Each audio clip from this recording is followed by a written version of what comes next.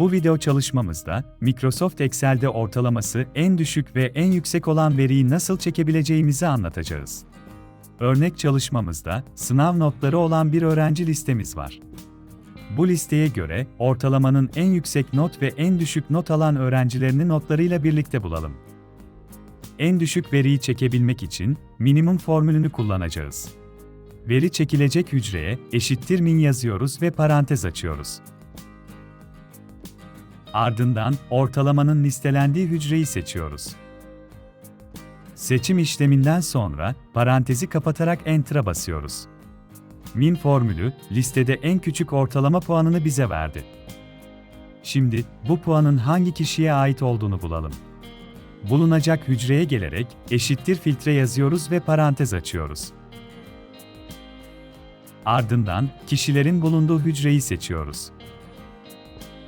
Kişilerin bulunduğu hücreyi seçtikten sonra, araya noktalı virgül işaretini koyarak ortalama hücresini seçiyorum.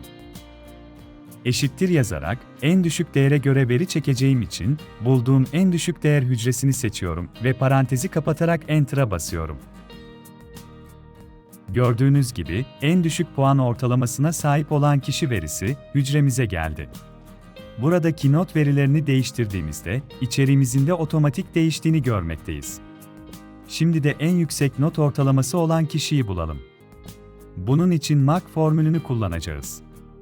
Hücreye eşittir mak yazarak parantez açıyoruz ve ortalama puanı hücresini seçerek, parantezi kapatıp Enter'a basıyoruz. Bu sefer de karşımıza ortalaması en yüksek notu olan veri gelmektedir. Yine verilerin içeriği değiştikçe, hücre içeriği de değişmektedir. Yeni bir video çalışmasında görüşmek üzere, kanalımıza abone olun, takipte kalın.